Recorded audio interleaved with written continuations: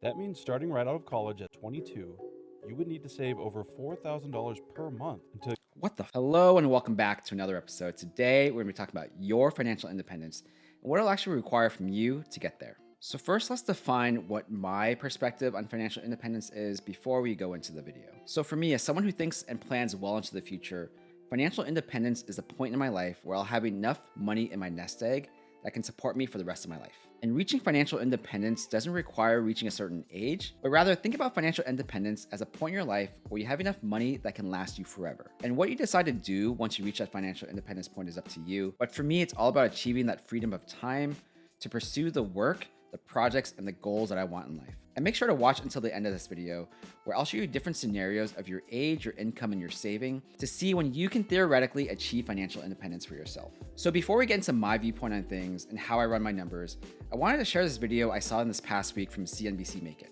And it was titled, Retire at 45 with 75 a year in passive income. Now, as someone who's not that far off from 45, this sounds very attractive, but I really wanted to see how they were coming up with this number.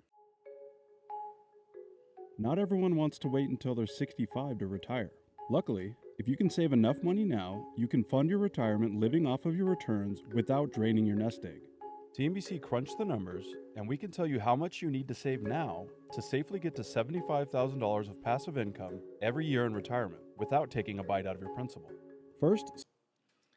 So the first thing there is, if you're able to live off $75,000 a year for the rest of your life, which is a pretty decent amount, and you're able to hit that at 45, that's amazing. Some ground rules. The numbers assume that you'll retire at 45, have no money in savings now, and plan to save a substantial amount of your income to reach your goal. So that's the key thing of trying to hit financial independence young in life. You have to be able to save aggressively and save a substantial amount of your income every month or every year.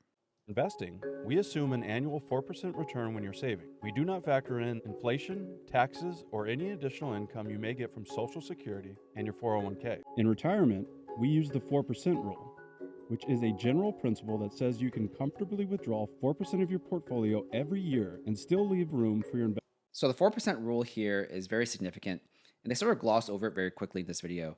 But I'll explain it to you very simply very soon. Room for your investments to grow. Now let's get to the numbers. To get to $75,000 per year in passive income, you'll need to save nearly $2 million by the time you retire at age 45. That means starting right out of college at 22, you would need to save over $4,000 per month until... So while this video is mathematically correct, I don't think it's practical at all. Imagine being 22 years old and having enough to save $4,000 every single month. What 22-year-old has that ability? And when you annualize that, that's over $48,000 a year you expect a 22-year-old to save and invest. That's a bit ridiculous, right? Saving around $5,000 per month to fund your $75,000 per year retirement. A 30-year-old would need to save over $7,500 per month for the next 15 years. Okay, I'm sort of done with this video. Even a 40-year-old can make it with only $28,000 saved and invested every single month. How is any of this practical? So let's get into my version of how I explain this. So let's take a look at my financial independence model. So in the model I'm going to use nice round numbers to make the math easy. And with this model, I'm going to use a $100,000 lifestyle as the example. And in most parts of the US, $100,000 a year should give you a pretty cushy lifestyle. So this is what I'm personally aiming for. And if you check out our previous video on our monthly budget living in Orange County, California, having a $100,000 lifestyle is way more than enough to support that life. So based on the 4% rule, you'll need $2.5 million, which is why this video is titled, My Magic Number is $2.5 million, which will give you a $100,000 lifestyle for the rest of your life. Alternatively, the way to calculate this is to take that 100,000 and times that by 25, and that'll also get you $2.5 million. Now, let's explain the 4% rule in a little more detail. So firstly, if you have $2.5 million, that growth, given a 7% average return in the stock market, and again, this is variable. It can be less, it can be more, depending on your risk tolerance. But on average, the S&P 500, very conservatively, has grown at an average of 7% over the recent history. So if you take that into account in the future, if you have $2.5 million nest egg with 7% growth, that's going to net you $175,000 a year in just the growth of that account. Now you might be thinking, wow, $175,000, that's way more than I need every year. But this is where inflation comes in as well. And inflation fluctuates a lot over the years. But on average, you can think about 3% inflation rate every year. It means that your money is actually worth less over time.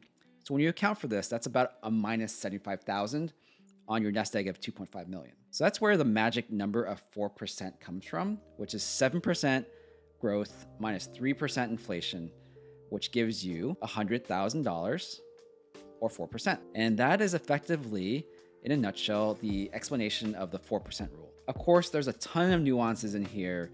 There are a ton of taxes to account for, different growth rates depending on the year you're investing, different inflation rates depending on the year, and what your taxes and your situation will be when you decide to retire. So now that we've established that to live a $100,000 lifestyle, you'll need $2.5 million. Now let's talk about actually how to get there based upon how old you are right now. So according to my YouTube analytics here, over 40% of my audience is between 25 and 34.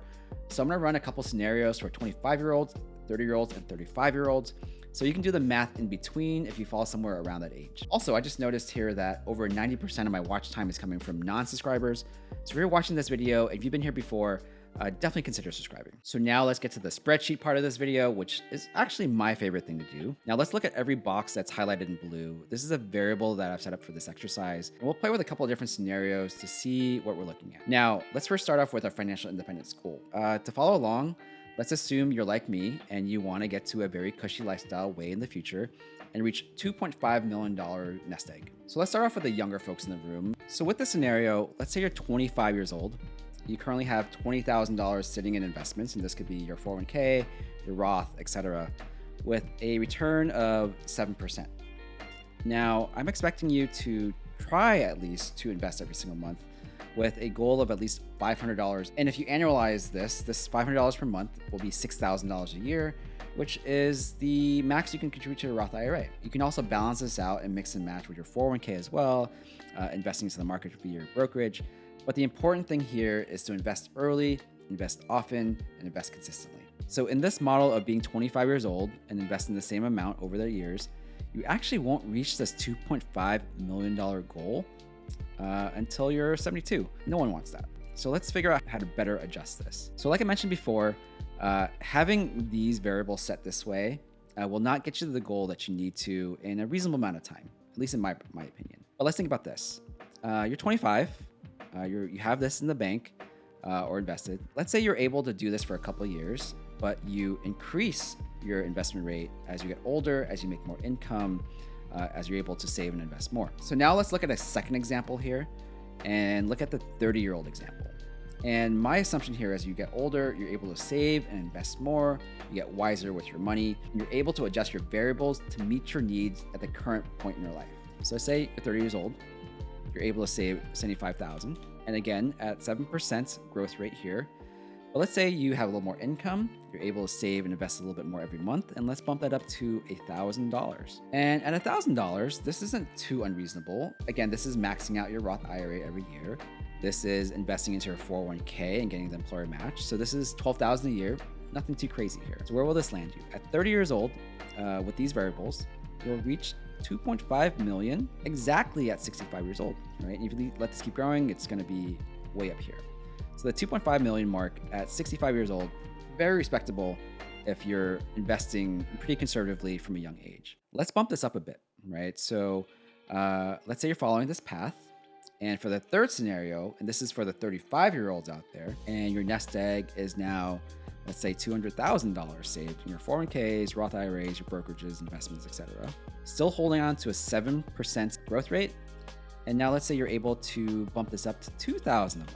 And at $2,000 a month, this is really maxing out your 401k. This is maxing out your Roth IRA. This is looking at your brokerage accounts.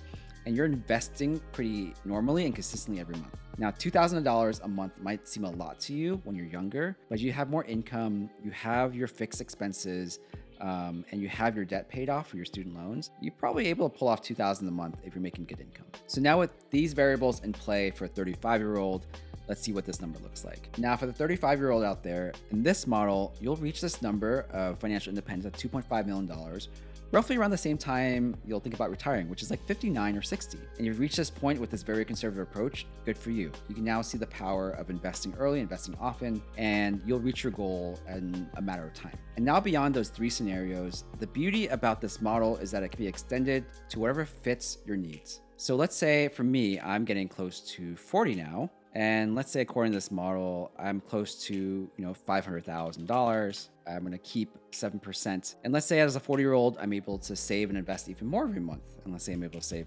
$3,000 a month.